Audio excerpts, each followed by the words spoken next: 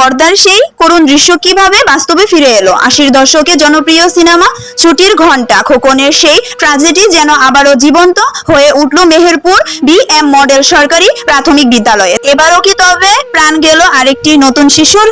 গত বুধবার বিকেল 4টা ছুটির ঘন্টা বাজতেই বাড়ির টানে দ্রুত স্কুল ছাড়েন শিক্ষক ও শিক্ষার্থীরা। কিন্তু তৃতীয় শ্রেণীর শিক্ষার্থী সাদিয়া তখনও স্কুলের বাথরুমে। তাকে ভেতরে রেখেই দরজায় তালা ঝুলিয়ে দেন দপ্তরি।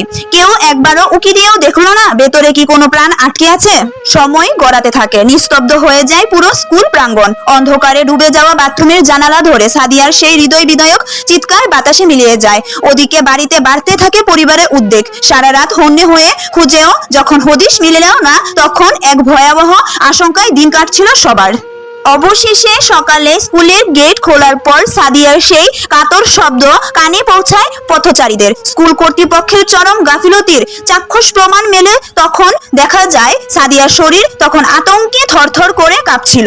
সামান্য অসতর্ক আজ কি তবে আরো একটি ছুটির ঘন্টার মৃত্যুর উপহার দিত? যদিও কর্তৃপক্ষ দায় এড়ালেও জনমতে প্রশ্ন জেগেছে, স্কুল কি তবে শিশুদের জন্য মৃত্যুকূপ?